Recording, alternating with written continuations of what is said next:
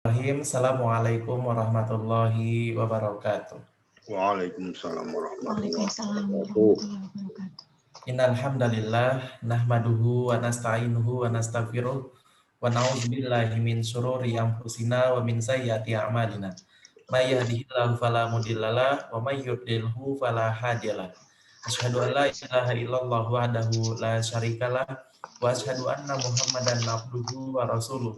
Allahumma shalli wa sallim ala nabiyyana Muhammad wa ala alihi wa man tabi'ahum bi ihsanin ila yaumil qiyamah. Amma ba'du. Yang terhormat Ibu Ratna Yunita Setiani Subarjo, MPSI Psikolog, selaku narasumber pada malam hari ini. Yang kami hormati Bapak dan Ibu Jamaah Pengajian Muhammadiyah Witsu dimanapun berada. Alhamdulillah, pertama-tama marilah kita memanjatkan puja dan puji syukur kehadirat Allah Subhanahu wa Ta'ala, karena atas limpahan berkat, rahmat,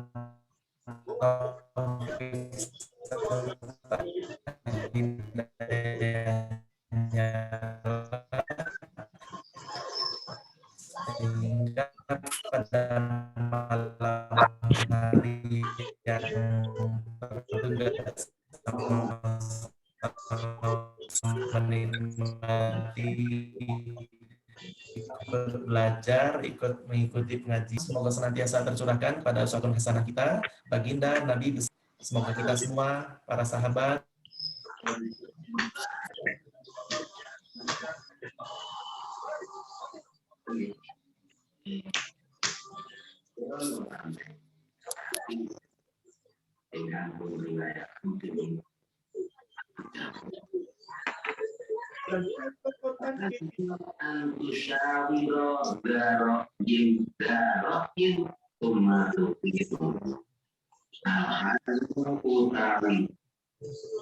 izin saya untuk melanjutkan.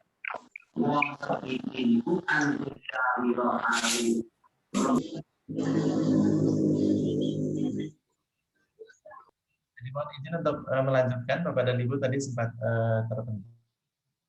Pada malam hari ini kita dapat bersama-sama berkumpul kembali pada Zoom yang insya Allah dapat mengikuti pengajian sebagaimana biasanya. Salawat serta salam semoga senantiasa hasanah kita, baginda Nabi besar Muhammad Sallallahu Alaihi Wasallam. Semoga kita semua, para sahabat, keluarga dan guru-guru kita yaumil qiyamah. Amin amin ya rabbal alamin. Bapak dan Ibu jamaah pengajian yang dirahmati Allah, mohon izin saya selaku moderator pengajian pada malam hari ini akan menjelaskan secara singkat untuk rangkaian pengajian kita pada malam hari ini. Yang pertama, kami mohon kerjasama dari Bapak dan Ibu jamaah untuk tidak mengaktifkan suara pada laptop atau handphone yang Bapak Ibu gunakan ketika narasumber menyampaikan materi, agar kita sama-sama dapat fokus untuk mendengarkan sajian materi dari narasumber. Kemudian yang kedua, Bapak dan Ibu jamaah kami persilakan untuk bertanya melalui room chat apabila Bapak dan Ibu ingin bertanya secara langsung dan tanpa menunggu sesi diskusi seperti itu. Misalnya ketika narasumber menyajikan materi, Bapak dan Ibu jamaah ingin bertanya, monggo kami persilakan untuk mengetik pada room chat dan nanti moderator akan membantu untuk membacakan pertanyaan tersebut. Namun apabila Bapak dan Ibu jamaah ingin bertanya langsung, nanti bisa menggunakan sesi diskusi, yaitu dengan cara mengaktifkan kembali mode atau memberikan mode unmute seperti itu. Baik, Bapak dan Ibu jamaah pengajian yang kami hormati, acara yang pertama yaitu pembukaan dengan mengharap rahmat dan ridho dari Allah Subhanahu wa Ta'ala. Marilah acara pengajian pada malam hari ini kita buka dengan bersama-sama melafazkan basmalah. Bismillahirrahmanirrahim. Selanjutnya, sambutan mohon berkenan Bapak Muhammad Isnawan dari pimpinan wilayah Muhammadiyah Daerah Istimewa Yogyakarta untuk memberikan sambutan kepada beliau dengan silakan. Assalamualaikum warahmatullahi wabarakatuh. Waalaikumsalam warahmatullahi wabarakatuh. Alhamdulillahirabbil alamin wassalatu wassalamu ala asrofil anbiya'i wal mursalin Muhammadin wa ala alihi wa ashabi ajmain, amma ba'd. Yang saya hormati Pak Borwati selaku Ketua MCCC, yang setia mengawal pengajian kita ini. Narasumber, Bu dosen kita, Bu Ratna Yunita Stiani Subarjo, MPSI psikolog yang sangat kita hormati. Juga Bapak Ibu peserta pengajian Muhammadiyah Widju malam hari ini yang tetap berbahagia, semoga tetap sehat. Kita bersyukur pada Allah malam masih tetap bisa melaksanakan kegiatan kajian Muhammadiyah Widju, dan ini tepat yang ke-200 hari. Mbak Ratna memang milih hari ke-200 barangkali menyampaikan materinya. Ketiban sampur loh Bapak menikah. Pas hari ke-200 dari luar biasa. Ini saya kira selama saya ikut ngaji di dunia ini baru sekali ini. Sampai 200 hari berturut tanpa pernah berhenti. Alhamdulillah kita syukuri. Semoga nanti sampai pandemi selesai akan terus berlangsung kegiatan ini. Di malam ini akan mendapatkan materi yang luar biasa. Judulnya Aku Mencintaimu, Maafkan Aku, Terima Kasih. Saya belum tahu nanti isinya apa. Judulnya sudah bombastis itu. Mau apa nanti Mbak Ratna, kita simak bareng-bareng mau cerita apa tentang kajian ini. Kira kita mendapatkan sesuatu yang baru malam ini, tentunya motivasi dari Mbak Ratna untuk kita sekalian, bagi teman-teman terutama yang masih ada di pesantren COVID. Semoga ini menjadi motivasi pada sekalian untuk lebih cepat kesembuhannya ya. Saya kira bagi teman-teman yang LC ya ini menjadi tambahan bekal bagi kita untuk menghadapi kehidupan yang dari hari ke hari masih belum terbebas dari COVID-19. Jadi saya kira itu saja. Terima kasih pada Mbak Ratna yang sudah meluangkan waktu untuk bisa memberikan materi pada kita sekalian. Dan pada Bapak Ibu sekalian yang tetap setia mengikuti kegiatan ini, monggo tetap kita ikuti. Semoga tetap sehat, tetap kuat dalam rangka menghadapi COVID-19 ini. Saya kira begitu Mas Irwan dari saya. Semoga bermanfaat sekalian. Akhirul kalam, nasrun minallah, wafatun qarib, wabasyiril mu'minin. Assalamualaikum warahmatullahi wabarakatuh. Waalaikumsalam warahmatullahi wabarakatuh. Terima kasih kami aturkan pada Bapak Muhammad Isnawan yang telah memberikan sambutan dalam pengajian pada malam hari ini. Kami ucapkan sekali lagi selamat bergabung bagi Bapak dan Ibu jamaah yang baru saja bergabung. Kami ulangi lagi bahwa Bapak dan Ibu jamaah bisa bertanya melalui room chat saat pengajian berlangsung, dan nanti moderator akan membantu untuk membacakan pertanyaan. Namun apabila Bapak dan Ibu jamaah ingin bertanya secara langsung atau konsultasi seperti itu gitu ya, jadi bersama psikolog klinis kita yang sangat baik ini gitu ya, jadi nanti bisa mengaktifkan suara terlebih dahulu. Jadi baik Bapak dan Ibu jamaah yang dirahmati Allah, marilah sejenak kita ikuti pengajian dengan tema Aku Mencintaimu, Maafkan Aku, dan Terima Kasih. Jadi kalau misalnya dibaca temanya ini sudah menyejukkan hati, dan selanjutnya kita akan bersama-sama disejukkan hatinya oleh Mbak Ratna Yunita. Kepada beliau dengan segala hormat. Insyaallah. Ya. Terima kasih kepada De Irwan selaku moderator. Terima kasih juga kepada Pak Purwadi. Menikah jenipun ketiban sampur nggih Pak. Kalau ini karena sebetulnya ada psikolog lain yang seharusnya mengisi, tetapi karena beliau berhalangan dan meminta mundur dari waktu yang harusnya sekarang, Pak Pur lalu menyampaikan, ya sudah kalau gitu Mbak Ratna saja. Jadi Pak Isnawan tadi sebetulnya ini sesuatu yang istimewa atau spesial ini berawal dari ketiban sampur Pak Isnawan. Dan alhamdulillah pas di edisi yang ke-200 ngaten. Jadi nomor cantik gitu ya Pak. Semoga nanti bukan hanya nomor cantiknya yang diingat, tapi juga apa yang menjadi materi hari ini. Karena insya Allah bukan berarti saya lebih baik dari Bapak Ibu sekalian dalam hal ini, tetapi ini adalah saya juga belajar dalam hal ini. Dan kita sama-sama belajar ya. Jadi mohon izin saya share screen. Ini memang disengaja tidak di-fullkan dulu karena nanti ada kejutan di tengah-tengah.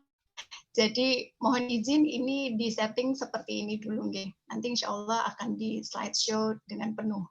Baik, tema ini diambil karena sebetulnya berawal dari keprihatinan dengan apa yang terjadi sekarang, baik itu di masa pandemi ini, di mana kita semua seringkali banyak mengeluh ya. Jadi kita sering banyak mengeluh, kemudian kita lihat di media sosial juga penuh dengan keluhan-keluhan. Kita sendiri akhirnya juga terpapar dari keluhan-keluhan itu, yang barangkali dari semua keluhan-keluhan itu akhirnya memunculkan kita tidak menyayangi diri kita sendiri. Nah, Judul ini diambil dari refleksi sebuah terapi di psikologi. Jadi tadi beberapa pada japri ke saya, Mbak apalagi jatuh cinta gitu kok judulnya Aku Mencintaimu. Bahkan sempat dibahas di grup dosen, tadi ada Bunda Fatia juga. Jadi memang ini berawal dari keprihatinan tadi, kemudian saya coba untuk melihat dari beberapa terapi psikologi yang semoga sangat aplikatif nanti untuk bisa diterapkan bersama-sama. Nah, yang pertama ini adalah Aku Mencintaimu. Aku mencintaimu ditujukan kepada siapa? Nanti akan kita cari tahu jawabnya, gitu ya. Kemudian maafkan aku. Maafkan aku adalah sebuah permohonan yang tulus. Meminta maaf itu adalah sebuah ketulusan. Tetapi akan lebih besar, jauh berpahala ketika kita bisa memberikan maaf. Tapi ketika kita mau memberi maaf kepada orang, itu seringkali kita sombong dan merasa bahwa harus ada dulu yang minta maaf ke saya. Begitu. Nah, sehingga yang terjadi adalah maafkan aku. Nah, ketika ada orang yang sudah membuka hatinya untuk saya meminta maaf, maka semoga maaf itu akan hadir kepada diri kita. Apalagi ketika maaf itu ditujukan kepada diri kita sendiri. Kemudian terima kasih. Sering sekali kita meminta tolong kepada orang lain, atau mungkin kita dibantu orang lain, tetapi kita sering lupa untuk mengucapkan terima kasih saking gembiranya. Saking gembira bahwa segala yang kita inginkan itu tercapai, kadang-kadang kita lupa untuk sekedar bilang terima kasih. Ketiga kalimat ini semoga di edisi spesial menjadi spesial juga, karena mungkin selama ini kita abai, ya. Saya sendiri juga mungkin kadang-kadang juga suka lupa misalnya harus meminta maaf, tetapi saya mungkin terlalu sombong, seperti itu. Baik, nah saya mohon kepada Bapak dan Ibu sekalian, monggo diukur terhadap dirinya sendiri selama ini, seberapa cinta Bapak dan Ibu kepada diri sendiri. Kalau misalnya diibaratkan, angka 1 itu adalah yang paling rendah, dan angka 10 adalah yang paling tinggi.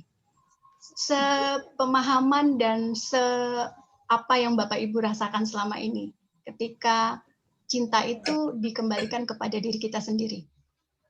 Apakah misalnya mungkin di 4 atau 5, atau bahkan sudah ada yang merasa sampai 10 pada titik yang maksimal. Monggo saya persilakan untuk menuliskan di kolom chat. Siapa saja boleh untuk menuliskan. Karena ini adalah ukuran yang ingin saya dapatkan ketika acara ini nanti selesai, saya akan mengukur kembali, nggih. Saya berharap nanti misalnya sekarang mungkin berangkat dari angka-angka yang belum maksimal, setelah acara ini kita bisa mendapatkan cinta yang sepenuhnya, yang betul-betul bisa kita kembalikan kepada diri kita sendiri untuk menjadi bersemangat.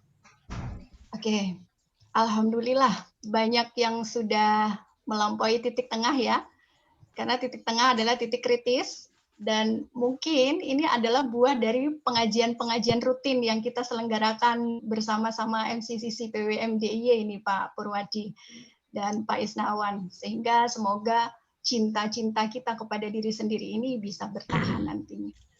Oke. Nah, perihal tentang cinta kepada diri sendiri ini tadi, sebetulnya kami di layanan dukungan psikososial MCCC PP Muhammadiyah, kebetulan saya diamanahi oleh MCCC menjadi koordinator untuk layanan dukungan psikososial MCCC PP Muhammadiyah. Kami menerima dari kurun waktu 1 tahun ini, nggih, Bapak Ibu. Waktu itu mulai dari Maret, akhir Maret SK diberikan, ada 60 psikolog yang membantu di layanan dukungan psikososial MCCC PP Muhammadiyah. Kami menerima di akhir tahun ini, perhitungan sampai akhir tahun, sampai Desember Bapak Ibu sekalian. Dan sampai sekarang masih berjalan layanan itu. Nah, ini ada 427 kasus. Jadi 427 kasus ini yang paling tinggi tentu saja ketika pada awal ya, pada awal ketika layanan ini digaungkan kepada masyarakat, ini titiknya tinggi. Tetapi ternyata ketika kita lihat grafiknya di sini, ini tidak signifikan menurun, ya. Padahal Desember yang merupakan akhir tahun kemarin, semestinya gitu kalau kita melihat bahwa orang sudah mulai bisa menyesuaikan diri, itu semestinya kasus ini harapannya itu menurun. Tetapi ternyata tidak. Bahkan titiknya hampir sama dengan pada bulan November di sini. Nah, kemudian setelah itu coba kita lihat pada jenis kelamin nih. Pada jenis kelamin ternyata untuk yang curhat atau yang konseling ini lebih banyak yang perempuan, ya. Perempuan ada 57% dan ternyata laki-laki ini surprise sekali.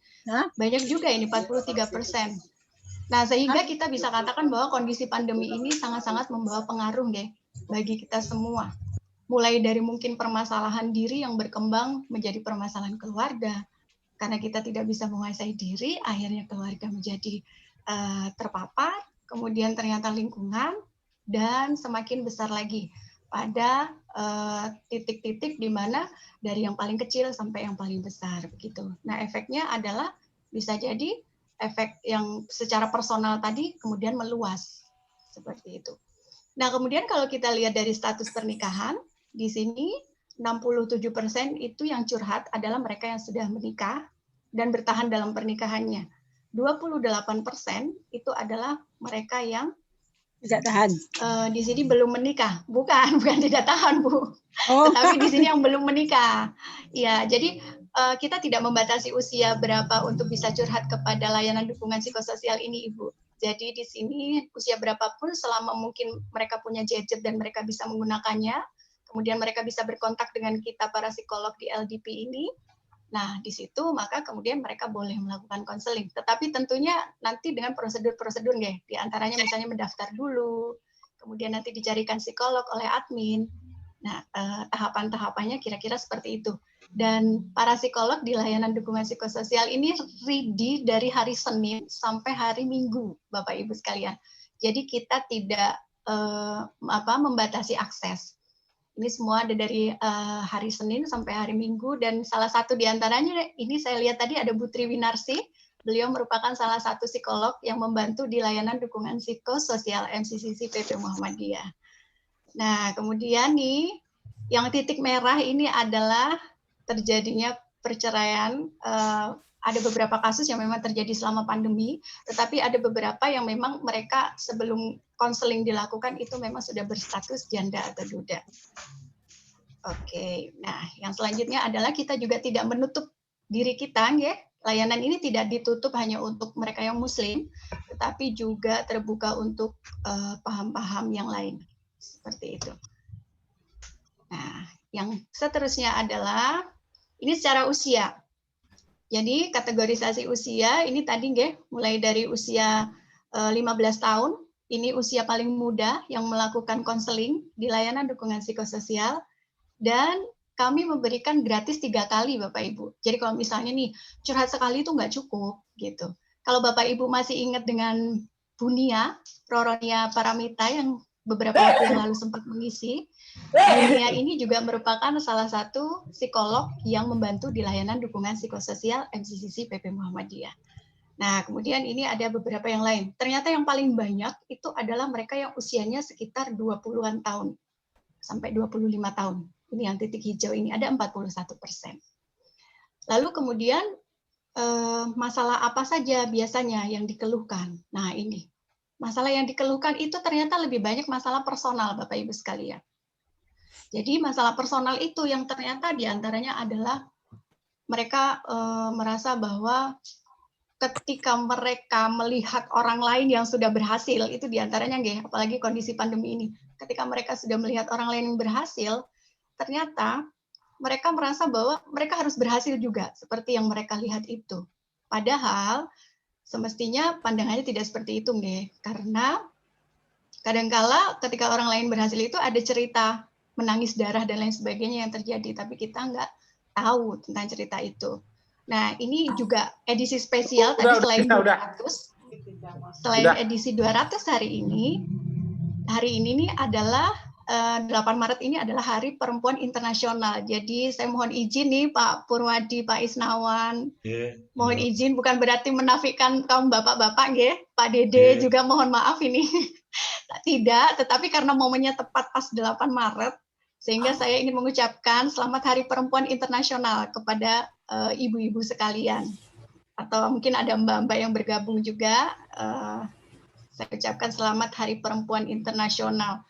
Lalu tadi beberapa masalah yang dikeluhkan di layanan dukungan psikososial MCCCPP Muhammadiyah ini adalah masalah-masalah diantaranya seperti ini. Kami mendata di layanan dukungan psikososial terjadi 8 hal ini selama kondisi pandemi. Dan ini adalah benar-benar kasus nyata, begitu ya. Dari 427 kasus yang ada tadi, 41%-nya itu adalah di usia 20 sampai 25 tahun dan usia paling muda tadi 15 tahun, ya. Nah, mereka itu banyak yang mengalami pertama cyber grooming, ya, Bapak Ibu sekalian. Ini adalah sebuah pendekatan yang biasanya dilakukan oleh oknum yang tidak bertanggung jawab dengan cara-cara tertentu lewat media sosial. Caranya adalah bagaimana? Misalnya, pernah terjadi ada yang mengaku sebagai seorang dokter, tetapi ternyata mereka meminta foto-foto yang tidak senonoh dari para remaja-remaja putri. Untuk apa? Ternyata untuk dijual, Bapak Ibu sekalian.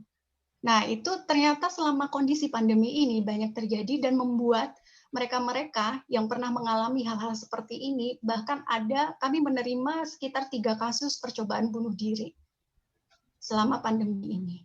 Dan itu yang terjadi sampai Desember kemarin, ya, berdasarkan data yang ada ini tadi, gitu.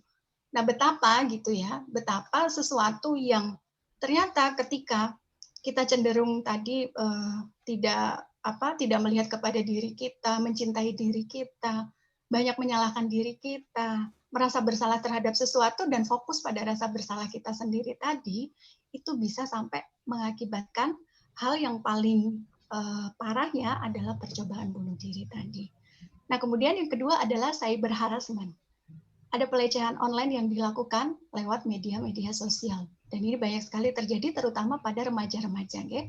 Kemudian ada hacking peretasan. Baru saja kemarin saya dikeluhi oleh mahasiswa saya, dia mengalami peretasan di WA message-nya.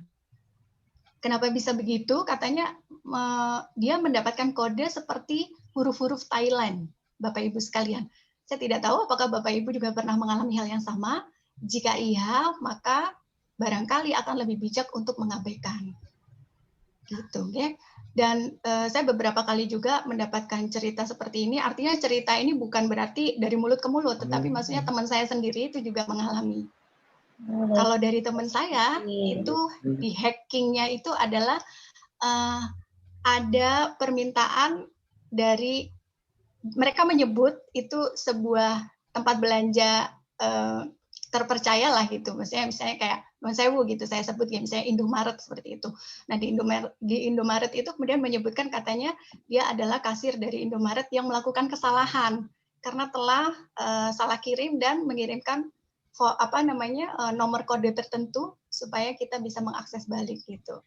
Nah, kalau itu ditekan, maka nanti WA-nya bisa kena hack juga, misalnya seperti itu. Dan itu juga selama kondisi pandemi, saya mendengar ada sekitar yang tadi langsung mengatakan begitu, ya, itu ada sekitar 3 kasus. Itu belum yang lainnya, ya. Kemudian ada illegal content atau konten-konten ilegal. Ini biasanya kalau begitu kita buka internet, itu ketika ada semacam YouTube dan lain sebagainya, nah itu biasanya sering sekali ada iklan-iklan seperti itu, ya. Walaupun disebutkan bahwa iklan yang Sewu, yang rada parno itu biasanya kalau kita nggak buka konten-konten parnonya ya tidak akan membuka sendiri, tetapi tetap saja yang namanya iklan apapun kan biasanya selalu keluar. Nah itu bahaya sekali kalau misalnya diakses oleh anak-anak kita. Kemudian ada pelanggaran privacy. Pelanggaran privacy itu misalnya seperti, kan sekarang semuanya serba digital, ya, Bapak Ibu sekalian. Nah, ketika sedang asik-asiknya misalnya kita bermedia sosial tadi, ada yang sering tidak kulon-won gitu, ya. Maksudnya dalam artian setiap kita itu kan siapa saja bisa mengirimi lewat inbox atau lewat messenger begitu. Pesan-pesan apapun yang ingin disampaikan itu ya terserah yang ingin menyampaikan pesan. Nah, seringkali itu dimanfaatkan oleh oknum-oknum untuk mereka tadi, ya, selain mereka menipu tadi, ternyata mereka juga ya di situ ada pelanggaran privacy seperti itu. Padahal tidak berteman misalnya, tetapi kok bisa itu sampai kepada pesan yang orang yang mereka inginkan. Kemudian ada ancaman penyebaran foto dan video. Kita ketahui bersama biasanya sih memang banyak artis-artis yang mengalami, ya, atau beberapa yang mereka banyak sekali mengupload konten-konten foto seperti itu yang sifatnya lebih personal. Kemudian yang lainnya adalah pencemaran nama baik dan rekrutmen online untuk tipu-tipu. Katanya untuk karyawan, penambahan sumber daya manusia atau karyawan. Ternyata di situ ada tujuan-tujuan lain seperti misalnya salah satunya dijual tadi. Nah, ternyata hal-hal ini mengarah pada yang namanya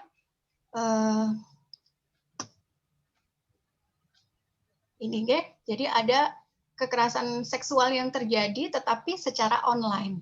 Jadi kalau sudah terjadi seperti ini harus bagaimana?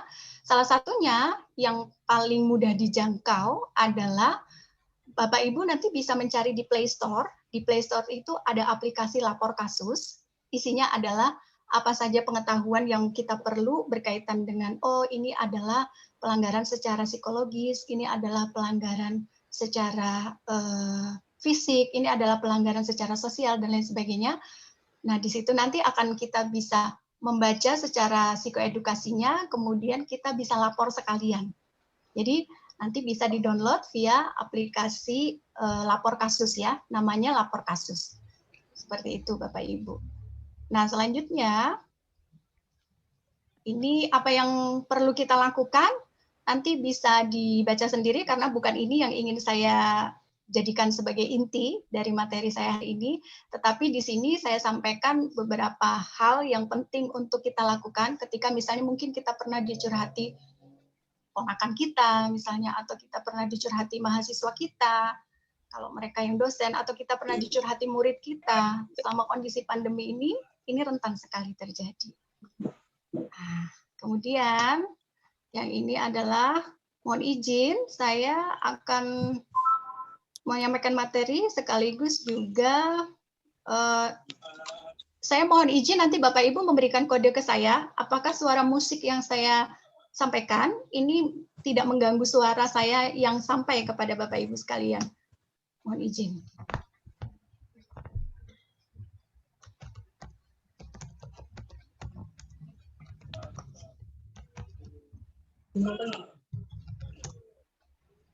Muhammadiyah.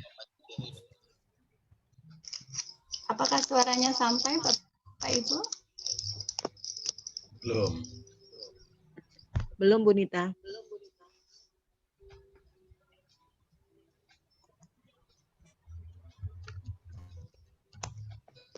Belum ya?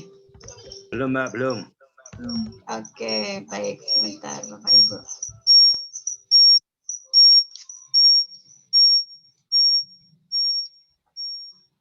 Ya, saya coba alihkan ke sini.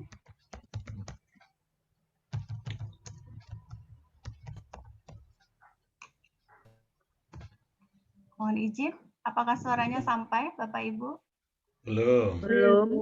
Belum juga. Baik.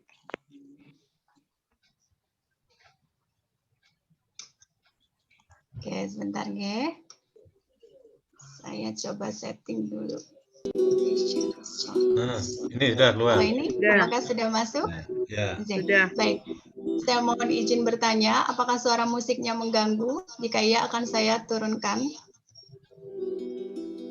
Tidak. Tidak, Mbak Nita. Oke. Ya. Tidak ya? Baik. Berarti suara musiknya cukupan dan suara saya bisa didengarkan dengan baik ya, Bapak Ibu Ya. sekalian? Jelas banget. Ya, baik. Saya mohon izin slideshow mulai dari slide yang ini. Oke. Ya. Bapak Ibu sekalian, apakah suara musiknya masih terdengar? Tidak. Slideshow-nya belum, Mbak Nia. Oh, oke. Siap, Bapak. Bentar.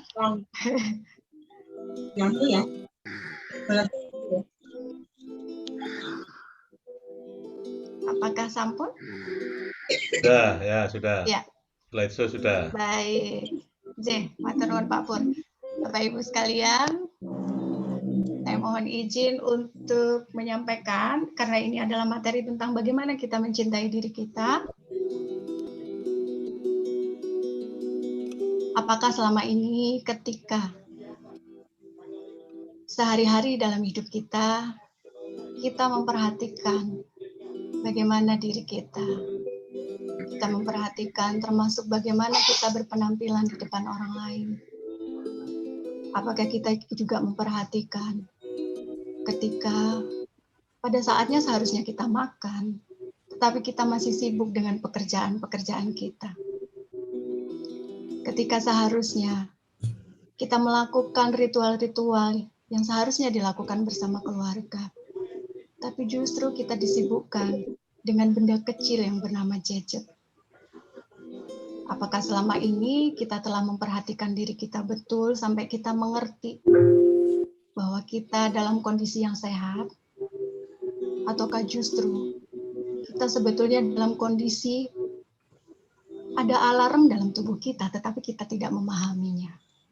Tapi ketika pada suatu waktu tiba-tiba kita merasakan sakit,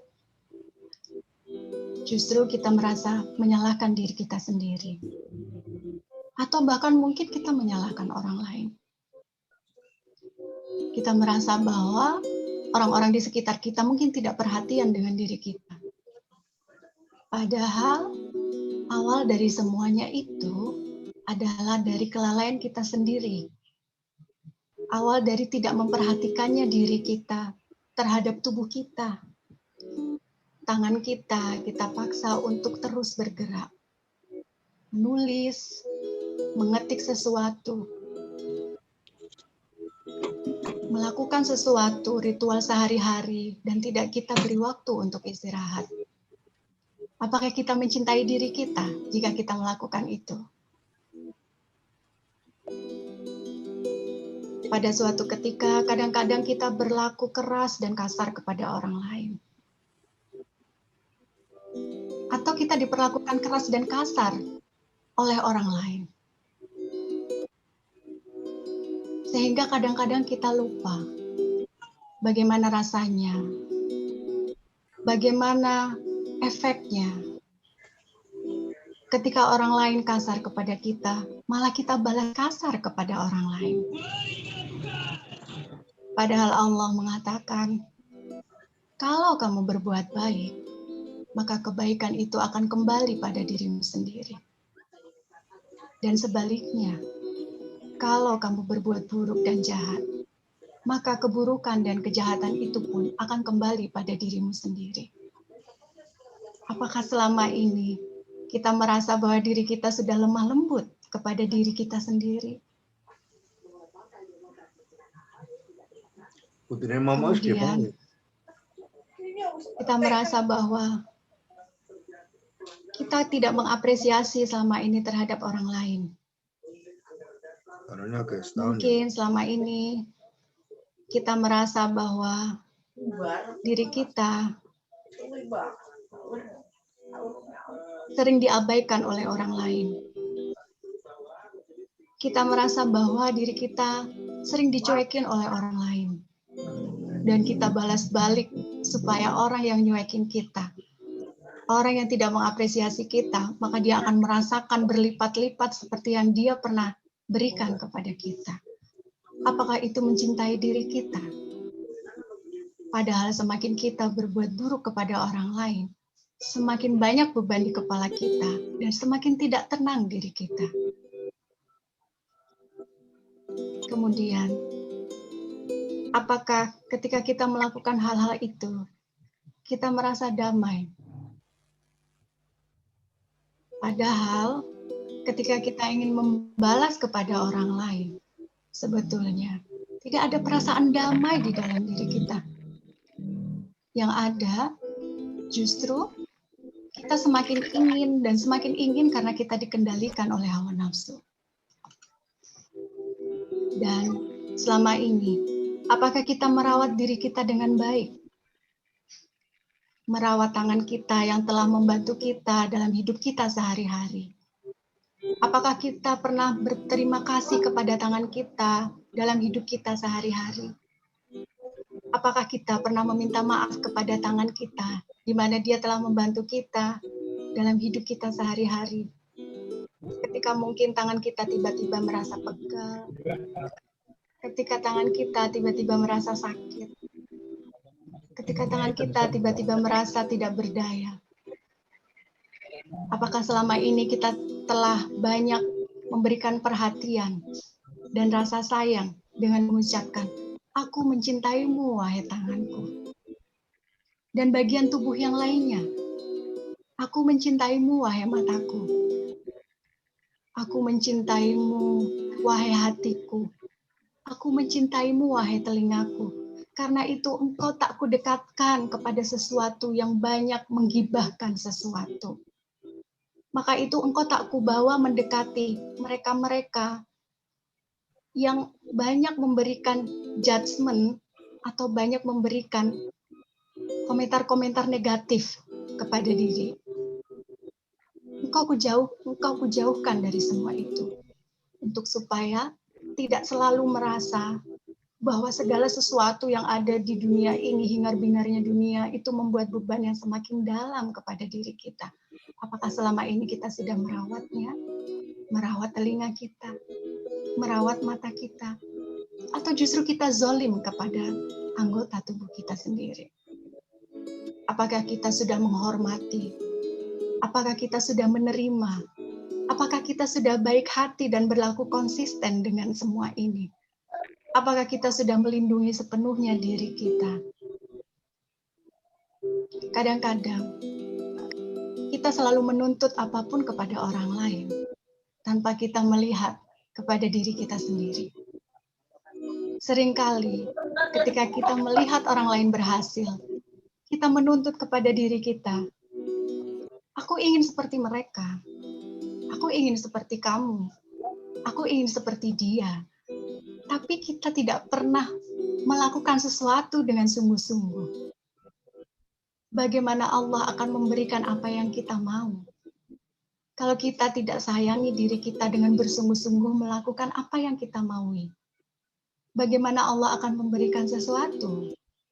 Kalau yang kita keluarkan dari ucapan kita adalah sumpah serapah kepada orang-orang yang punya cita-cita mulia di depan sana. Apakah itu bagian mencintai diri kita? Mari sama-sama kita merenung, apakah selama ini kita memang sudah benar-benar mencintai diri kita? Oke.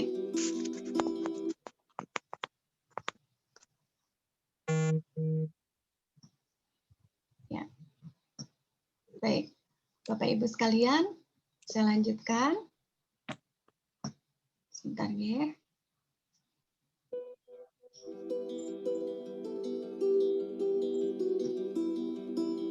Hatiku sendiri, aku menyayanginya, wahai tubuhku sendiri. Jadi hari ini kita jalan-jalan ya, shopping-shopping Bapak Ibu sekalian, kita dibesarkan untuk menjadi orang baik selama ini. Karena itu, ketika pada suatu ketika kita mendapati anak-anak kita, ketika kita mendapati orang-orang di sekitar kita, mereka tidak baik kepada diri kita. Kita punya judgement kepada mereka. Sama halnya, mereka punya penilaian tersendiri kepada diri kita. Tetapi, dari kecil memang kita sudah dilatih untuk selalu menjadi orang baik. Harus selalu menyenangkan orang lain. Harus selalu menghormati orang lain. Harus selalu berkorban untuk orang lain. Kadang-kadang kita mengorbankan diri kita sendiri. Kadang-kadang kita berlaku tidak adil kepada diri kita sendiri.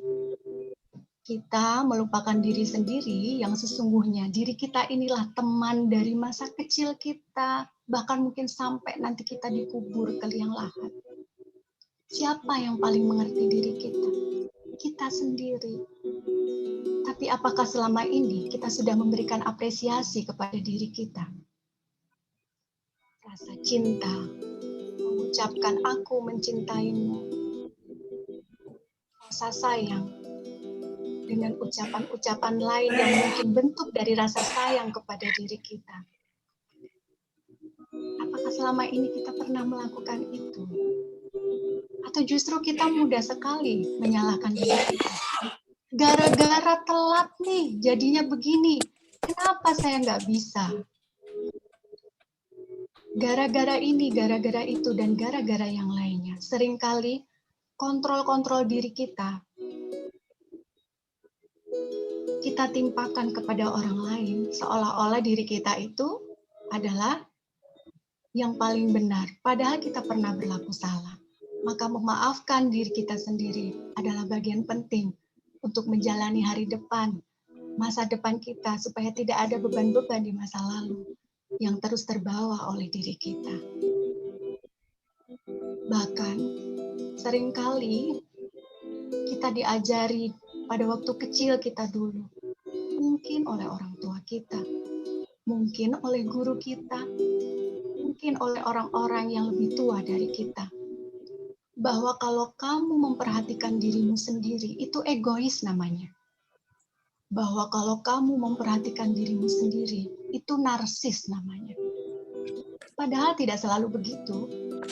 Karena sebetulnya ketika kita memperhatikan diri kita sendiri, kita memberikan ruang pada diri kita untuk bisa lebih rileks, untuk bisa lebih menerima kondisi diri kita. Sehingga ketika kita bisa punya rasa cinta yang mendalam pada diri kita bisa membantu orang lain dengan maksimal. Ketika di dalam pesawat terbang, misalnya terjadi sesuatu, maka biasanya yang dilakukan adalah kita diminta untuk menolong diri kita sendiri dulu. Baru kita membantu orang lain. Hal ini dimaksudkan supaya kita bisa memaksimalkan kemampuan diri kita untuk membantu orang lain. Selamatkan diri kita sendiri dulu. Tapi kenapa di dalam kehidupan kita seringkali justru inginnya orang lain bahagia, tetapi ternyata kita sendiri tidak bahagia. Apakah itu mencintai diri kita? Mari kita sama-sama melihat kepada diri kita, apakah kita mencintai diri kita dengan baik selama ini. Mohon izin sebentar, saya naikkan suara volume musik karena ada request-nya. Oke.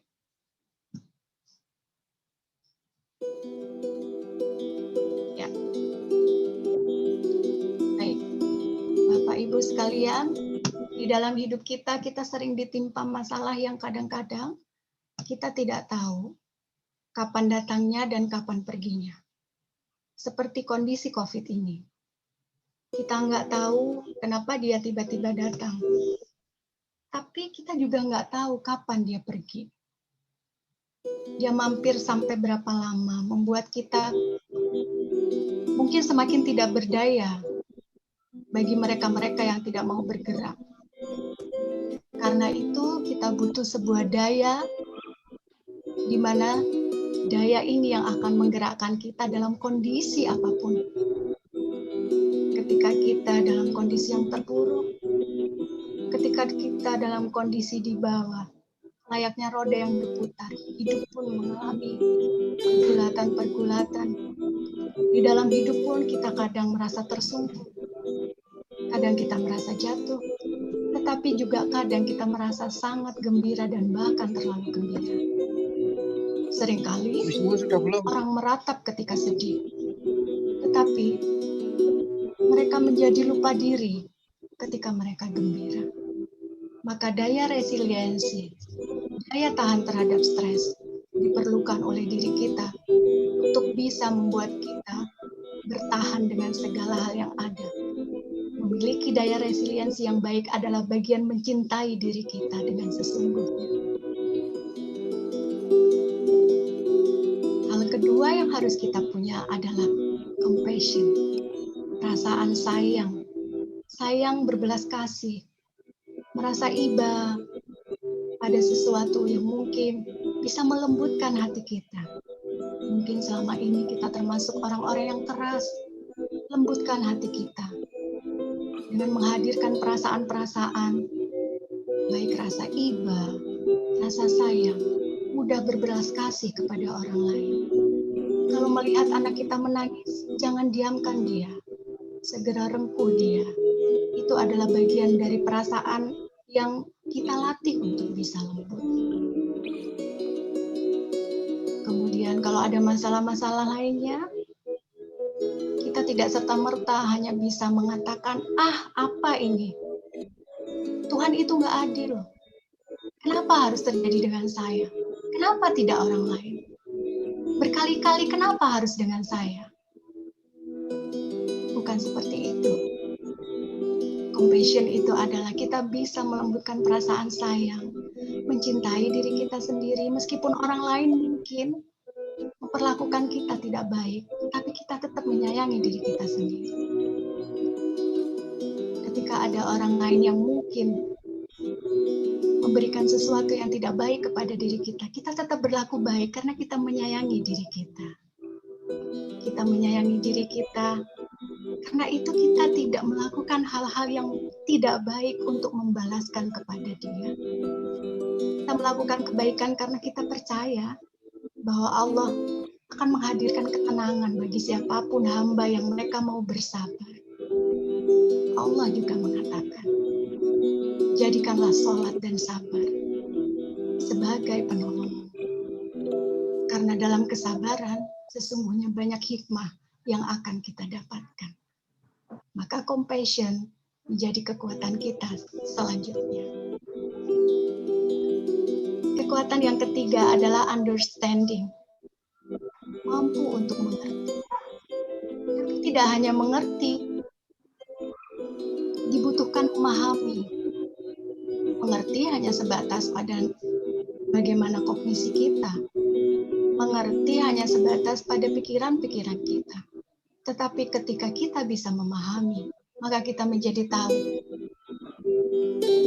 bahwa segala sesuatu yang terjadi pada diri kita bukanlah hal yang sia-sia. Allah menciptakan segala sesuatu, memberikan kejadian-kejadian hidup yang mungkin tidak kita senangi, dan menurut kita tidak baik. Tetapi dalam kuasanya Allah, dalam pandangannya Allah, itu adalah hal-hal yang baik. Apa-apa yang tidak baik menurut kita belum tentu menurut Allah. Dan sebaliknya. Karena itu dibutuhkan keterampilan untuk memahami tentang apa yang menjadi proses hidup kita, memahami dengan apa yang menjadi kekuatan diri kita, supaya kita tetap bisa melangkah, supaya kita tidak selalu terus-menerus meratapi apa yang terjadi dengan diri kita. Harus mampu bangun, melangkah ke depan, cita-cita menunggu kita di depan.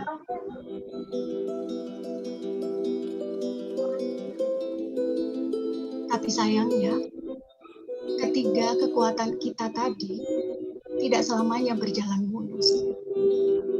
Daya resiliensi, compassion atau rasa kasih sayang, dan juga understanding yang seharusnya kita miliki, ternyata seringkali mengalami hambatan untuk kita bisa mencintai diri kita sendiri. Karena ternyata kita sering dihujani oleh keluhan-keluhan di media sosial, dan itu membawa aura tidak baik kepada diri kita. Dan sayangnya lagi, kita tidak bisa berpisah dari media sosial, sehingga yang kita akses kembali lagi, itu lagi, dan itu lagi. Apakah itu menyayangi diri kita? Apakah itu tidak menyiksa diri kita? Atau mungkin mitos-mitos kecantikan yang kata orang-orang di luar sana, kalau kita punya badan di mana di situ menurut label orang-orang badan langsing, kulit putih, apakah itu mereka yang dibilang cantik? Apakah tidak sebaiknya kecantikan itu kita lahirkan dari diri kita sehingga akan bersifat abadi? Kalau kecantikan itu hanya lewat kulit, kecantikan itu hanya sesuatu yang bisa kita olah secara jasmani kita. Kurus bisa diusahakan. Muka cantik bisa dipermak. Tetapi kalau hati cantik, tidak ada permaknya dimanapun. Karena semua itu butuh latihan. Menghadirkan hati yang cantik tidak semudah menghadirkan muka yang cantik. Muka yang cantik bisa dengan operasi plastik, bisa dengan perawatan-perawatan. Tetapi kalau menghadirkan hati yang cantik, perawatannya di mana? Selama ini kita hanya sibuk melihat dia cantik, mereka cantik, kenapa aku tidak? Kenapa tidak kita hadirkan perbuatan-perbuatan di mana kita bisa mempercantik diri kita? Dunia ini sangat kompetitif. Siapapun yang mereka menomorsatukan dunia, jabatan tidak akan pernah cukup. Siapapun yang menomorsatukan dunia, harta pun tidak akan pernah cukup. Tetapi ketika mereka penuh kesyukuran terhadap diri, saya mencintai diri saya bangga dengan diri saya, karena Allah sudah memberikan sebaik-baiknya penciptaan kepada saya. Saya yakin bahwa dengan segala keterbatasan saya tetap bisa mengusahakan kelebihan-kelebihan saya untuk menjadi sebuah passion bagi diri saya, menjadi maju, melangkah ke depan.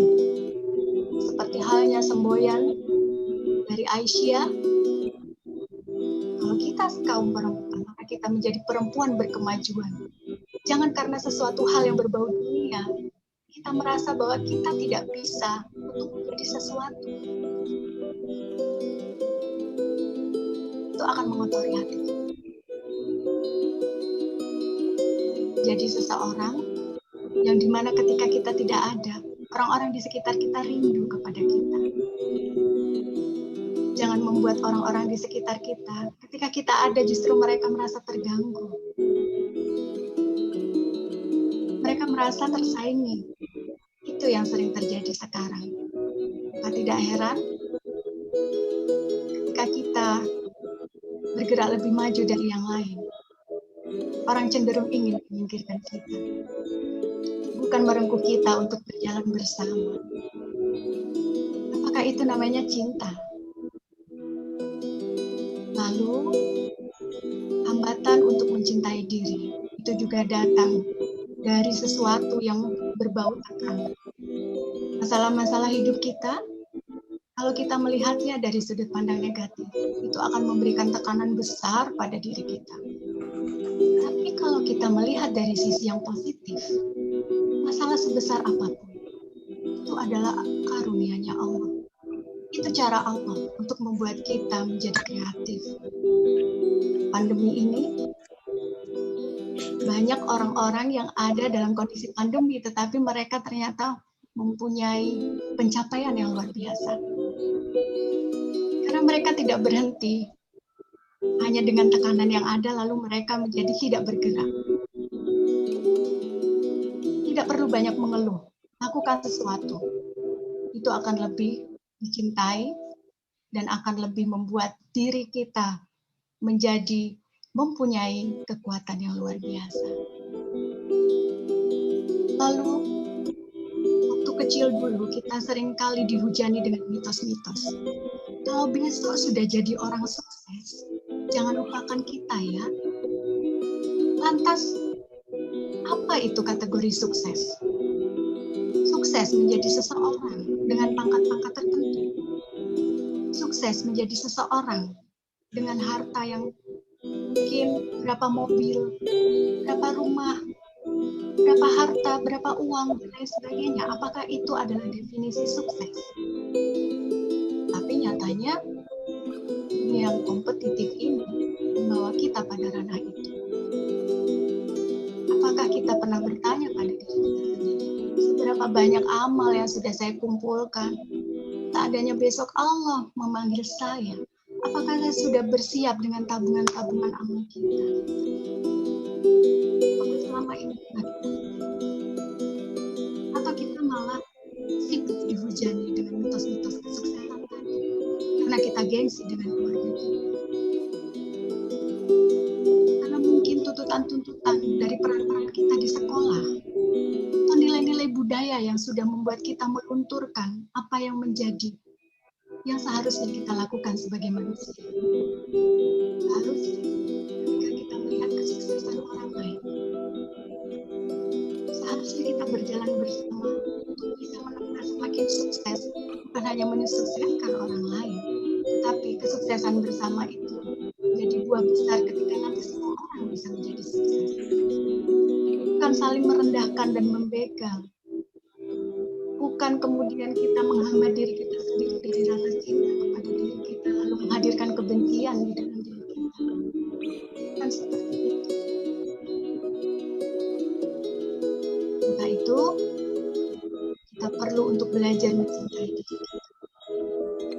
Atau pada suatu ketika mungkin kita merasa ada omongan-omongan yang menjatuhkan diri kita.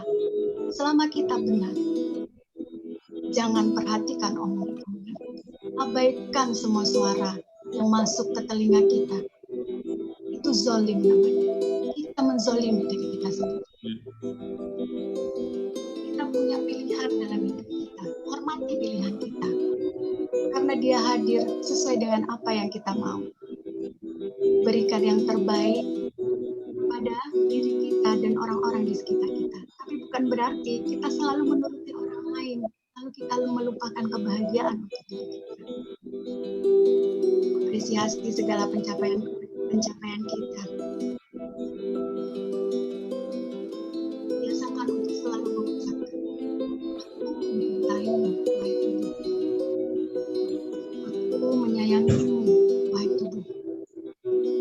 Maafkan aku yang mungkin selama ini telah banyak membuatmu yang seharusnya istirahat menjadi tidak istirahat. Maafkan aku yang mungkin selama ini lupa berterima kasih. Aku sering mengucapkan terima kasih kepada orang lain. Tapi nyatanya, aku lupa mengucapkan terima kasih bahkan untuk diri sendiri. Boleh memberikan hadiah kecil pada diri kita sendiri. Sekedar bermalas-malasan sebentar untuk menjadi sebuah kelelehan.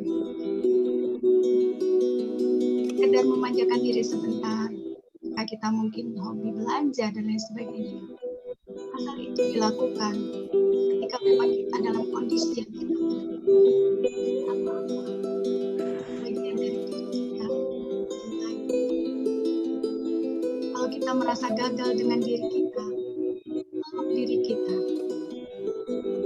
Kita tidak perlu menghadirkan orang lain untuk bisa kita peluk, kecuali kita punya suami, kecuali kita punya anak, kecuali kita punya orang-orang yang kita kasihi di sekitar kita. Kalau misalnya kita bisa peluk diri kita sendiri, peluk diri kita, mengusap-usap rambut kita sendiri, ucapkan terima kasih, berikan cinta. Apakah selama ini kita sudah pernah mengusap-usap rambut kita sendiri dan mengucapkan sayang kepada rambut kita?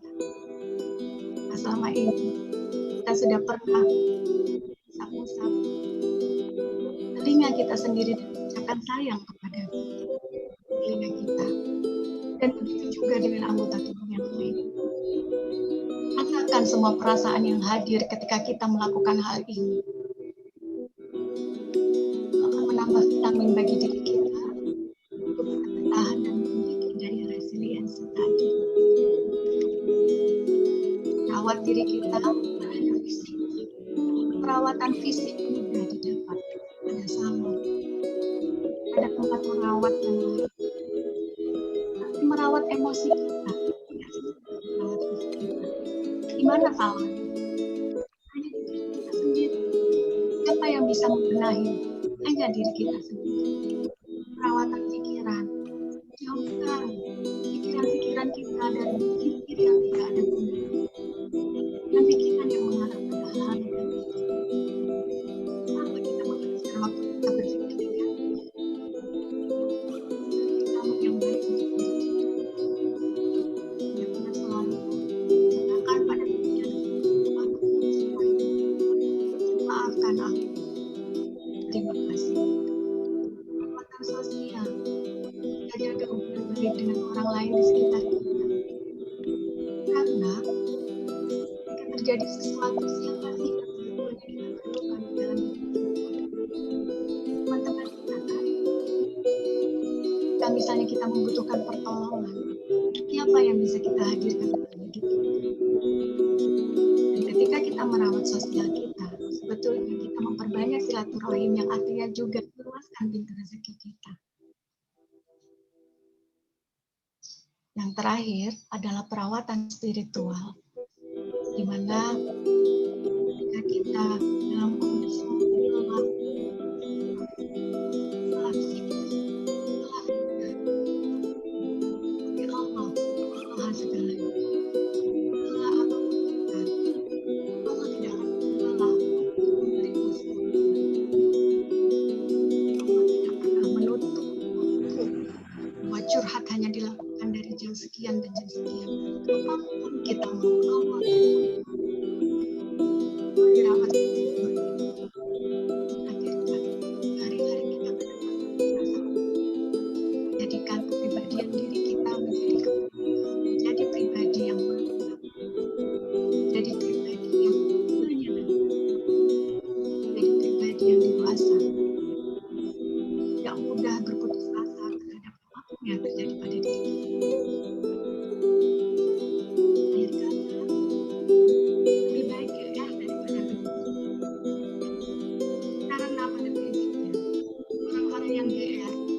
jadi mereka kadang terjadi, tapi mereka punya energi luar biasa, bisa melakukan sesuatu yang besar.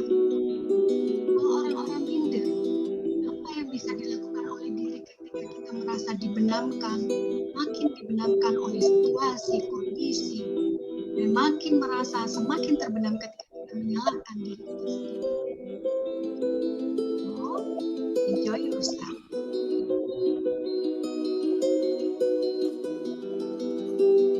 Baik Bapak Ibu sekalian, alhamdulillah kita berada di penghujung materi.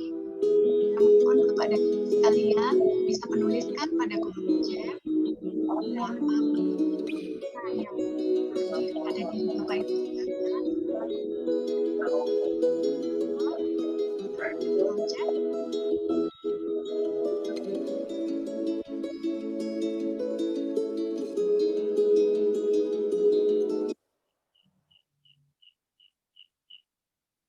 Ya, Bapak dan Ibu, saya mohon untuk Bapak dan Ibu memberikan nilai kepada perasaan cinta terhadap diri sendiri.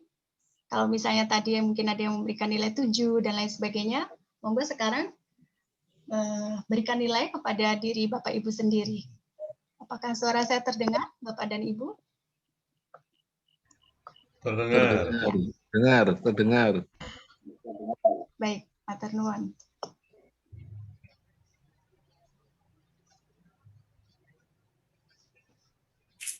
Baik, Bapak dan Ibu sekalian, terima kasih untuk sudah mengikuti sesi bersama saya. Monggo kalau misalnya ada diskusi, saya juga terus belajar dalam hal ini, nggih.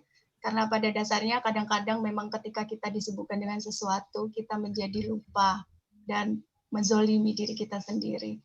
Saya harus belajar banyak dari bab yang ini, begitu. Dan jangan lupa untuk menghadirkan 3 kata ajaib tadi. Aku mencintaimu, maafkan aku, terima kasih. Ngaten. Dari saya begitu, De Irwan, dan mungkin ini terakhir nggih, sedikit promosi, mohon maaf. Jadi di layanan dukungan psikososial MCCC PP Muhammadiyah, kita sudah mencetak 1 buku, Reclaim Your Soul, Berhenti Mengeluh dan Mulailah Bergerak. Kenapa harus berhenti mengeluh? Karena mengeluh itu membuat kita semakin tidak berdaya. Maka bagaimana cara kita untuk kita bisa terus menggerakkan diri kita menjadi sesuatu yang bermanfaat. Nah, buku ini nanti 30% dari penjualan buku akan disumbangkan kepada para korban COVID-19 di seluruh Nusantara. Dan buku ini harganya adalah Rp80.000, nggih. Jadi nanti 30%-nya akan menjadi sumbangan Bapak Ibu sekalian. Ada nilai amal jariahnya di situ. Ini adalah testimoni dari Profesor Dr. Haidar Nasir. Buku ini merekam berbagai pikiran dan aktivitas positif anak bangsa dalam menghadapi suasana pandemi COVID-19. Pak Dr. Seger Handoyo, Profesor Dr. Seger Handoyo juga mengatakan, beliau adalah Ketua Umum Pimpinan Himpunan Psikologi Indonesia. Buku yang menunjukkan berbagai cara orang menghadapi situasi tidak menyenangkan dengan mengambil perspektif positif, menjaga harapan, dan teguh berjuang kemudian bangkit. Monggo kalau ada yang tertarik bisa menghubungi admin Bagas di nomor WA.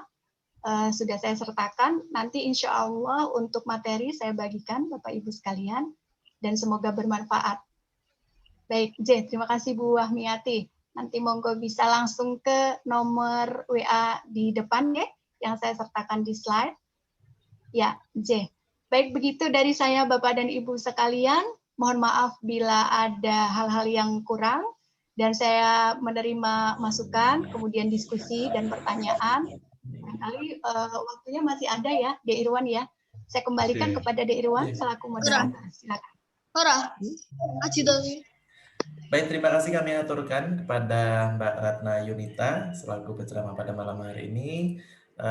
Alhamdulillah, jadi Bapak dan Ibu, kita semuanya tersentuh gitu ya. Jadi ketika mengikuti pengajian pada malam hari ini, kita juga sama-sama bisa untuk refleksi diri. Di sini ada beberapa pertanyaan, Mbak Nita, yang akan saya bacakan. Mohon izin. Yang pertama tadi izin bertanya dan meminta tanggapan dari Ibu narasumber mencintai diri sendiri atau orang lain itu apakah itu merupakan sebuah cinta, Mbak Ratna? Ya, mungkin bisa diulangi deh Irwan pertanyaannya. Ini izin bertanya dan Mencintai? meminta tanggapan Ya. dari Bu narasumber, mencintai diri sendiri atau mencintai orang lain itu apakah itu juga merupakan sebuah cinta? Mencintai Ya. diri sendiri. Oke, baik. Apakah itu sebuah cinta? Ya tentu saja. Ketika kita menghadirkan cinta pada diri kita, mau apakah itu untuk diri kita dan untuk orang lain, tentu ada cinta di situ. Tetapi cinta yang seperti apa? Nah, itu yang akan menjadi pertanyaan. Cinta kepada diri kita bisa dihadirkan dengan beberapa yang sudah saya sebutkan tadi. Nah, apakah kita selama ini sudah misalnya mengerti dengan diri kita sudah berlaku lemah lembut dengan diri kita sudah mengucapkan terima kasih, meminta maaf, kemudian apakah kita sudah menghargai diri kita, menghormati diri kita. Seringkali kita menghormati orang lain, tapi kita tidak menghormati diri kita. Seringkali kita dibuat merasa menyesal atas pilihan kita sendiri, tetapi kemudian rasa penyesalan itu menjadi bertumpuk-tumpuk. Kalau sudah bertumpuk-tumpuk, biasanya menjadi beban. Nah, seterusnya nanti akan mengganggu untuk kita maju. Contoh paling nyata, ketika kita misalnya dihadapkan pada sesuatu di mana di situ berupa sebuah trauma. Kalau kita mau melakukan ini lagi, rasanya kok ada beban yang kayaknya itu diibaratkan kalau misalnya itu tali, itu mengekang diri kita. Jadi kita mau maju itu selalu dikekang tali ini. Kenapa? Karena ada trauma-trauma di masa lalu. Nah, trauma-trauma ini yang perlu diberikan intervensi secara psikologi supaya perasaan cinta kita itu tidak terbebani sesuatu. Seperti itu, D. Irwan, jawaban dari saya. Monggo kalau ada diskusi. Baik Mbak Nita.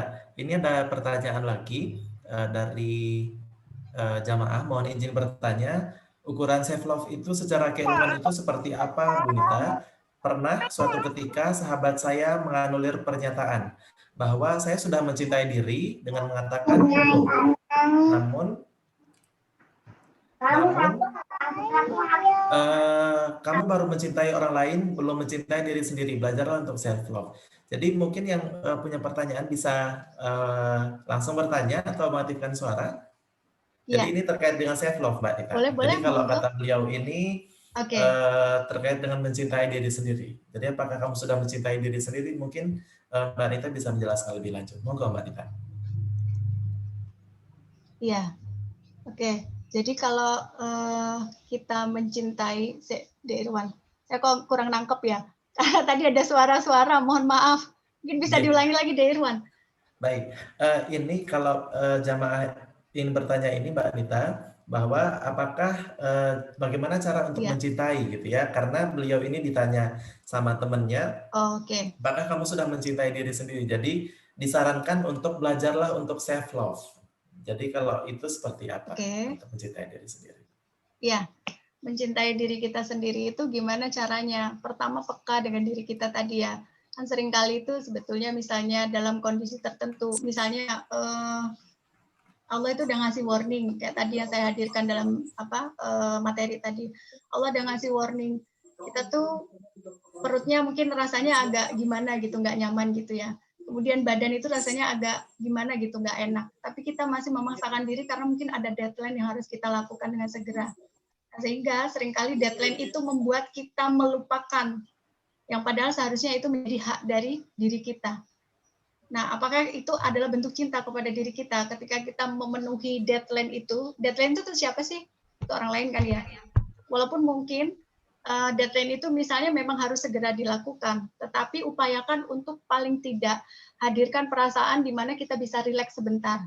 Karena ketika kita menghadirkan perasaan senang, bahagia di dalam diri kita, kita menjadi rileks, itu nanti ketika kita melakukan sesuatu, energinya jauh lebih besar daripada kita tetap memaksakan diri untuk duduk di situ dan mengerjakan deadline itu terus-menerus tanpa ada jeda.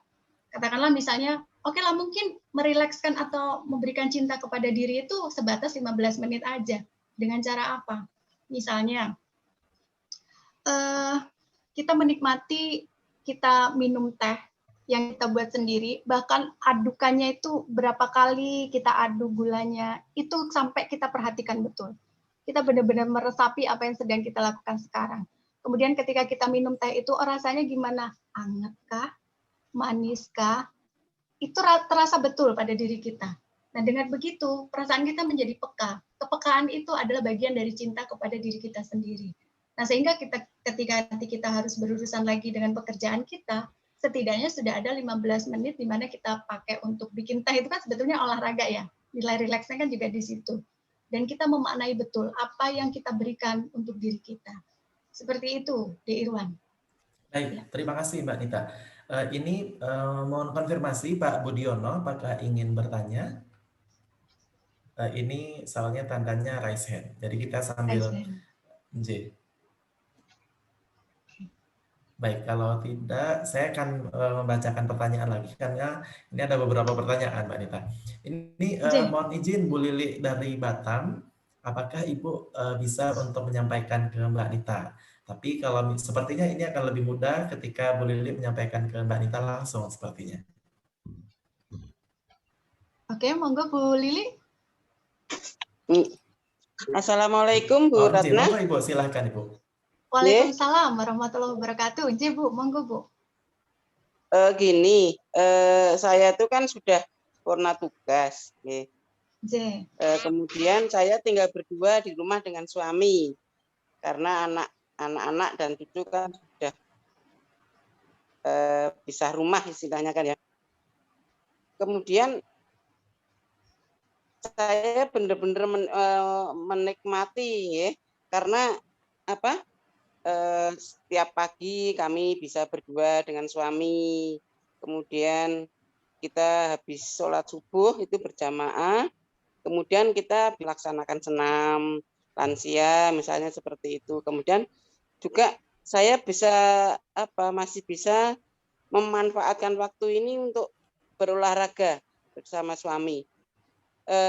Kemudian saya sendiri juga kalau misalnya pulang dari olahraga, kemudian mungkin kita masak buat sarapan gitu ya di rumah ya, karena tinggal berdua saya ya.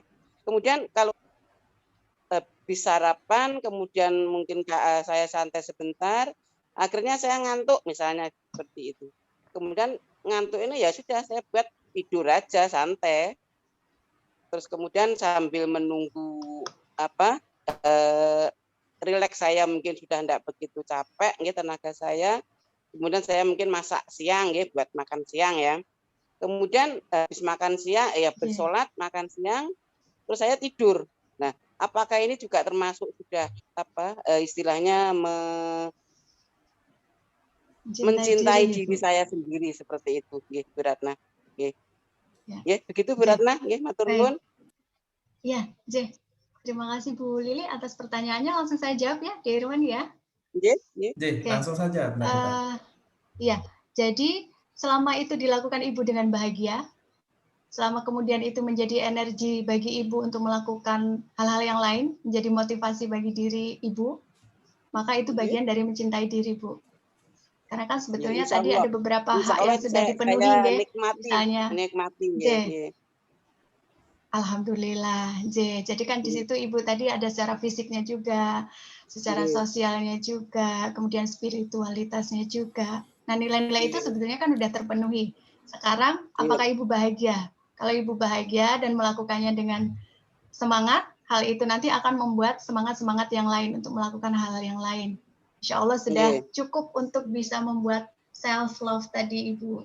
Mencintai diri sendiri. Iya, betul. Betul, Bu Ratna. Insya Allah saya menjalani dengan ikhlas dan dengan menikmati. Menikmati sisa hidup, Bu Ratna. Matur nuwun, Bu Ratna. Ibu. Sehat-sehat selalu, Bu Lili. Insya Allah, amin. Baik, terima kasih Bu De Lili. Irwan. Ya, De Irwan sebelum dilanjutkan. Ya, sebelum dilanjutkan, saya ingin menyapa Pak Sukamta. Pak Sukamta ini kalau tidak salah beliau Wakil Rektor Bidang Akademik di UMY. Tadi beliau hadir di sini dan kemudian memberikan ingin membeli 5 buah buku langsung ini. Beliau memborong ini. Matur nuwun Pak Sukamta. Semoga rektor kudune tambah, Mbak. Bapak. Tapi suatu kehormatan bagi saya pribadi dan kami Karawuhan Wakil Rektor Bidang Akademik UMY. Matur nuwun Pak Sukamta. Sudah rawuh. Silakan De Irwan dilanjutkan. Baik. Terima kasih. Ini ada pertanyaan dari Pak Leli dari Sidoarjo, Mbak Nita. Bahagia itu hadir jika sedih dan senang kita nilai sama. Kalau seperti itu bagaimana menurut Mbak Nita? Jadi bahagia itu hadir apabila kita sedih dan senang itu kita nilainya sama seperti itu. Kalau menurut Mbak Nita bagaimana? Ya, ini sangat subjektif ya, Pak. Siapa tadi? Nun Sewu? Pak Leli, Mbak Nita. Pak Leli, oke. Pak Leli atau Bu Leli? Pak Leli, nggih. Oke, baik. Bapak atau Ibu, saya tidak tahu nggih, Bu Leli atau Pak Leli. Ini adalah sangat subjektif nggih. Karena kadang-kadang kebahagiaan. Oh, Bapak, nggih nuwun sewu. Siap Pak Leli. Baik. Jadi kebahagiaan itu sangat subjektif. Kita tidak bisa menilai apakah misalnya rasa senang itu adalah kebahagiaan yang puncak bagi seseorang. Atau justru jangan-jangan kebahagiaan puncak itu adalah ketika hadir rasa sedih gitu. Karena kadang-kadang tuh kan begini nggih Bapak Ibu, ketika kita mengalami perasaan senang, yang ada kan di situ adalah ungkapan perasaan senangnya muncul gitu. Munculnya dalam hal apa? Biasanya gembira, tertawa, kemudian senyum-senyum sendiri begitu nggih. Tapi kalau kita dalam keadaan yang sedih, itu kan terjadi sesuatu di mana kadang-kadang mungkin sampai kita menangis gitu. Tetapi ketika kita bisa menangis, kemudian kita menemukan hikmah dari kejadian kita yang bisa sampai bikin kita nangis itu bahagianya luar biasa. Kalau bagi diri saya seperti itu. Nah, itu mungkin tidak sama dengan misalnya De Irwan gitu ya. De Irwan mungkin versinya De Irwan bahagia itu ya waktu kita senang-senang, Mbak.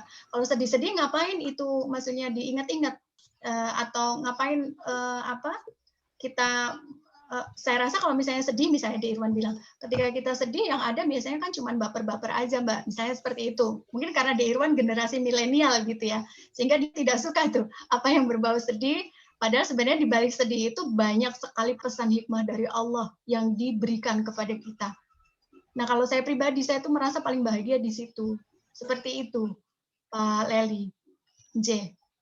Mungkin ada diskusi, monggo. Dan saya rasa sifatnya sangat subjektif ya, karena pada beberapa orang ketika diberikan kebahagiaan dengan cara kegembiraan tadi, kadang-kadang malah justru melenakan. Nah kalau sudah melenakan, dia akhirnya tidak berakhir bahagia. Gitu. Tapi kalau dengan rasa sedih tadi, orang tuh kadang menjadi lebih mawas diri. Oh saya berarti besok tidak perlu melakukan ini lagi. Oh saya berarti ketika misalnya saya dalam kondisi yang seperti ini, saya dapat pengalaman luar biasa nih dari sini. Seperti itu, De Irwan. Baik, Mbak Nita, mohon izin saya membacakan beberapa pertanyaan karena kan kita saking asiknya diskusi sekarang sudah pukul 21.10 Mbak Nita. Jadi nanti bisa langsung disimpulkan jawabannya, Mbak. Ini pertanyaannya, apakah dengan mengalah kadang harus merasa sedih dalam hati demi menyenangkan orang lain? Apakah kita tidak mencintai diri, tapi pertanyaan ini terkait dengan harus mengalah untuk membahagiakan orang lain. Apakah itu termasuk mencintai diri sendiri atau seperti apa? Nah, kemudian pertanyaan kedua Mbak Nita, apakah makan tepat waktu termasuk cara mencintai diri sendiri? Nah, kemudian yang ketiga, Mbak Ratna, indikator mencintai diri sendiri apa saja? Itu pertanyaan ketiga. Kemudian yang keempat, yang terakhir, ketersinggungan hati dengan sikap orang lain, itu batasannya seperti apa? Karena kita sering juga mengalami ketersinggungan. Begitu Mbak Nita. Mungkin dari empat pertanyaan ini, Mbak Nita bisa merangkai seperti itu untuk jawabannya. Paket hemat ya, Mbak Nita. De Irwan, jawabannya paket hemat. Di package. Oke, baik Bapak Ibu sekalian, terima kasih atas pertanyaannya. Semoga apa yang menjadi jawaban ini nanti bisa bukan berarti artinya jawaban ini adalah sesuatu yang paling benar, tidak. Karena balik lagi bahwa konsep kebahagiaan itu masing-masing. Nah, kemudian kalau dari semua pertanyaan ini tadi, intinya adalah bagaimana untuk kita bisa tahu bahwa kita itu mencintai diri kita atau tidak, beberapa item-item yang terkait dengan mencintai diri tadi sudah ada di slide, mungkin nanti bisa dibaca kembali. Di antaranya adalah bagaimana ketika orang lain membicarakan kita, ketika mereka menjatuhkan kita, apa yang harus kita lakukan, apakah kemudian kita menanggapi dan lain sebagainya, itu semuanya ada di dalam panduan materi. Nah, kemudian ketersinggungan hati tadi, saya rasa ketika kita mudah sekali untuk merasa bahwa segala sesuatu yang masuk kepada diri kita, kemudian kita gaung-gaungkan di dalam diri kita sendiri, apa ya bener ya aku ki, misalnya seperti itu ya Bapak Ibu. Kalau bahasa Indonesianya seperti ini kira-kira, apa ya bener ya kata orang itu, kok dia bilang katanya aku tuh begini, hal yang negatif misalnya apa, kok kata orang tuh aku tuh sombong ya, kok kata orang aku tuh apa ya bener ya gitu. Nah, dan itu sampai bisa mengganggu kita untuk bisa beraktivitas yang seharusnya itu bisa bermanfaat untuk orang lain lebih banyak, maka berarti kita termasuk orang-orang yang mudah tersinggung. Saya rasa seperti itu. Tetapi kalau ketika ada entah itu bentuknya hujatan atau komplain dari orang lain, itu hanya sebatas untuk kita tahu, oh ya, wah terima kasih banget. Persepsinya diubah. Jadi persepsinya itu diubah dari diri kita supaya itu tidak melemahkan diri kita. Misalnya mengubah persepsinya gimana? Ini ladang amal ya. Ketika saya bisa memaafkan dia, ketika saya tidak berkutat dengan apa yang dia bicarakan, sebetulnya Allah tuh lagi transfer loh kebaikan-kebaikan dia buat saya. Lah untuk apa kita bahas kejelekan-kejelekan dia? Itu nanti kan saling transfer balik. Rugi ya Bapak Ibu ya. Misalnya kita ditransfer orang gitu. Bukan salah transfer, ini pasti nggak salah transfer. Karena babnya adalah kita dibicarakan orang lain. Seperti kejadian Bang BCA itu bukan seperti itu ya. Tapi bahwasanya ini betul. Ini adalah ada transfer kebaikan yang sampai ke kita. Lah kok kemudian kita kembalikan lagi kepada orangnya? Ya rugi. Jadi orientasi kita ya nggak hanya dunia tadi. Karena memang segala sesuatu yang berbau dunia, termasuk tadi kompetisi dunia, itu sangat melelahkan kita. Gitu. Jadi ya tadi, ketersinggungan hati itu terus bagaimana? Ya sekarang dikembalikan kepada apa yang bisa membuat diri kita tenang. Karena sebetulnya untuk dendam, sebetulnya untuk hal-hal yang kita harus kita harus kulik-kulik lagi di situ hal-hal traumatis yang kita malah fokus pada hal itu sangat melelahkan diri kita. Capeknya nggak cuma fisik Bapak Ibu, tapi juga psikis. Bahkan mungkin nanti kita bisa sakit karena itu.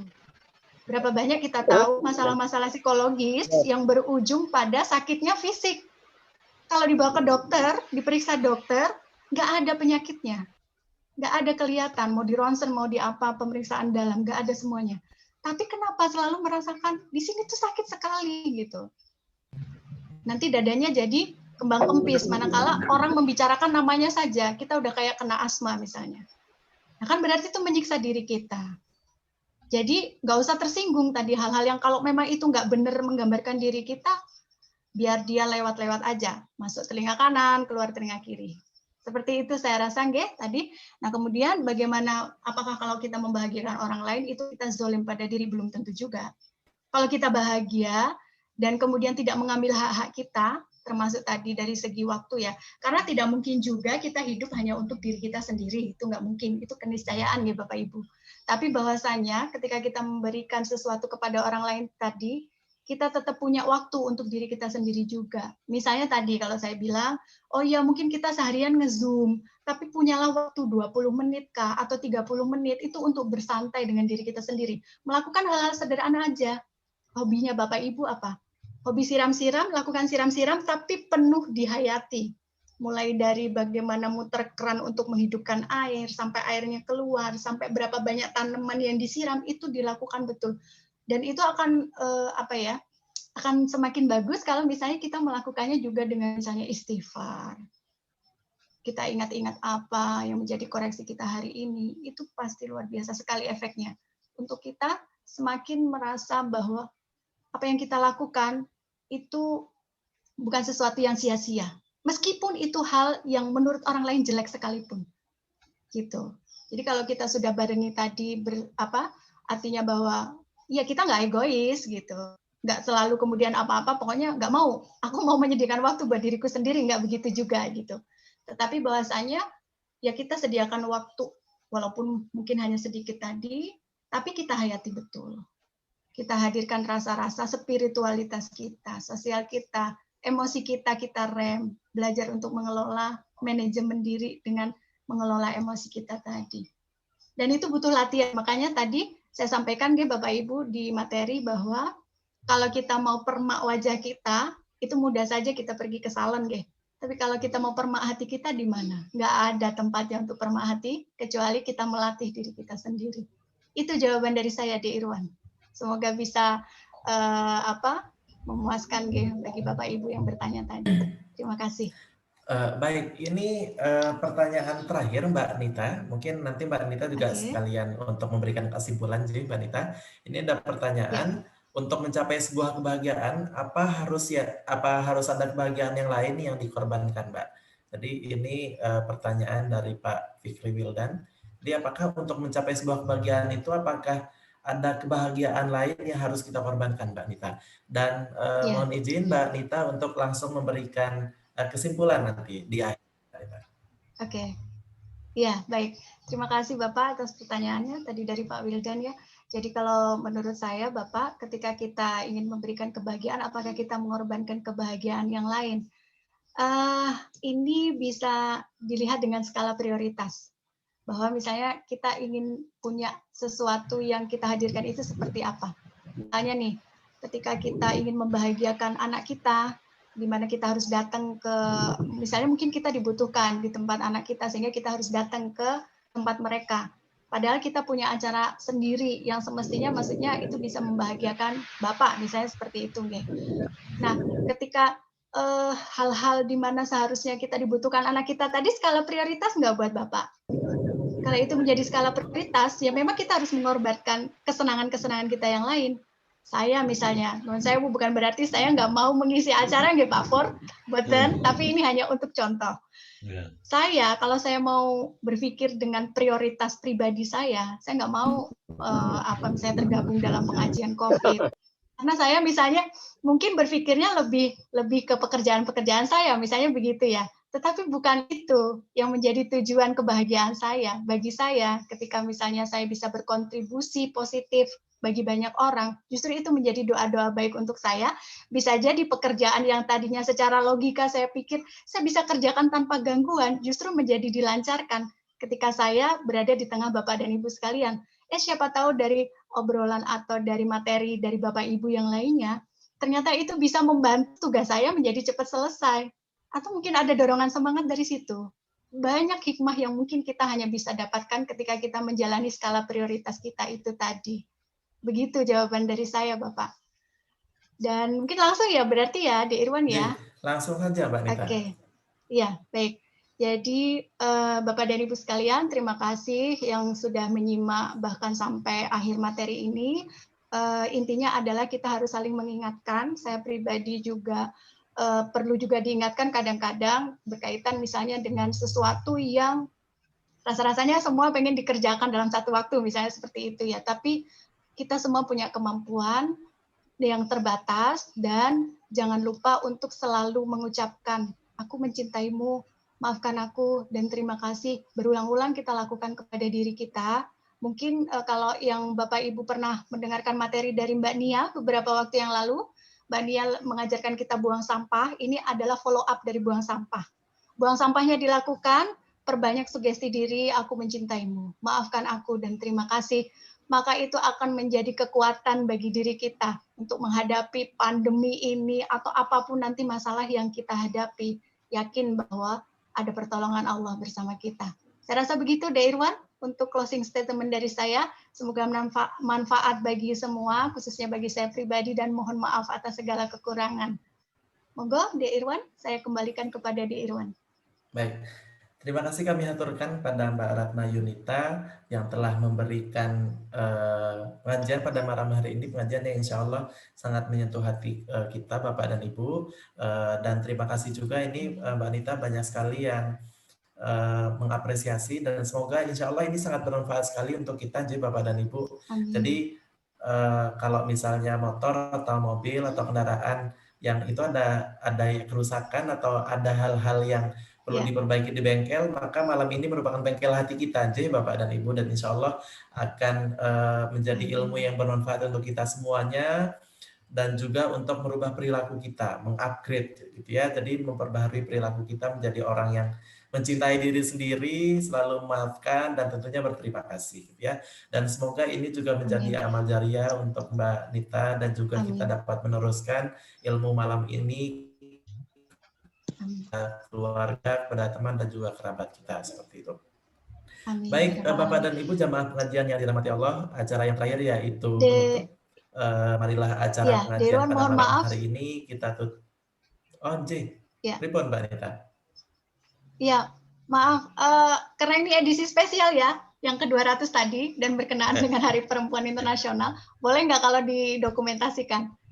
Yon jadi oh boleh, request lapor. Oh iya, iya. Mbak Ratna, Nyon Sewu, Mbak Ratna, itu di kolom chat ada yang menanyakan untuk membeli bukunya bagaimana, di mana, seperti itu. Jelaskan untuk yang menanyakan tadi. Baik. Oh iya, baik. Untuk pembelian buku mungkin lewat saya juga nggak apa-apa, karena saya nggak hafal nomornya di Bagas tadi, nggih Bapak Ibu. PPT-nya udah saya tutup, yang ngapunten. Tapi nanti saya share. Jadi monggo bisa menghubungi saya di 0878. Saya bantu menuliskan Mbak Nita. Boleh. Boleh diulangi 08 0878 78 3885 8381. Monggo nanti berapa request-nya ya. Tak ulangin ya, di ruang 0878 3885 8381. Nanti monggo request berapa, nanti saya bantu untuk pesankan kepada Dek Bagas, Bapak Ibu sekalian. Karena yang mengkoordinir ini adminnya adalah Dek Bagas. Makaten.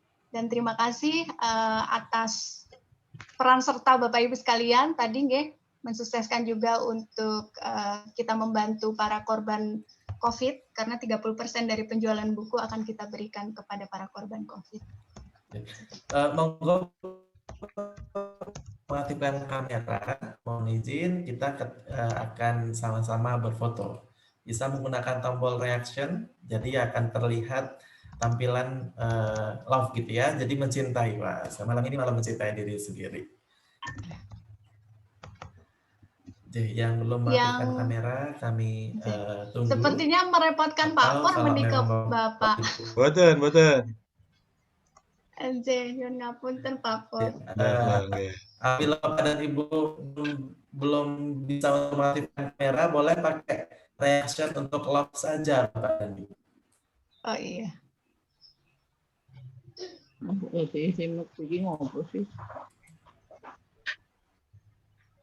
Baik, kita mulai untuk sesi foto. Baik, di tempat saya ada 3 layar. Siap-siap Bapak dan Ibu. Baik, 1, 2, 3. Ya, lagi. Senyumnya dipertahankan Bapak dan Ibu. 1, 2, 3. Ya, sekali lagi. Semakin bahagia untuk mencintai diri sendiri. 1, 2, 3. 1, 2, 3. Ya, terima kasih Bapak dan Ibu. Baik, terima kasih sekali lagi kami aturkan kepada Mbak Nita yang sudah insya Allah memberikan kebahagiaan, menularkan kebahagiaan dan energi positif pada malam hari ini.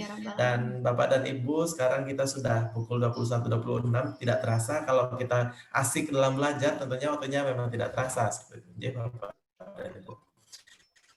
Baik, yang terakhir yaitu penutup, marilah acara pengajian Muhammadiyah Wicu pada malam hari ini dengan perasaan bahagia kita tutup dengan lafaz hamdalah. Alhamdulillahirrahmanirrahim. Terima kasih banyak atas segala perhatian. Mohon maaf atas segala kesalahan. Salam bahagia untuk kita semuanya. Sampai jumpa kembali untuk besok malam. Nasrul minallah wa fathun qarib wa basyiril mu'minin fastabiqul khairat. Wassalamualaikum warahmatullahi wabarakatuh. Waalaikumsalam. Waalaikumsalam warahmatullahi wabarakatuh. Terima kasih.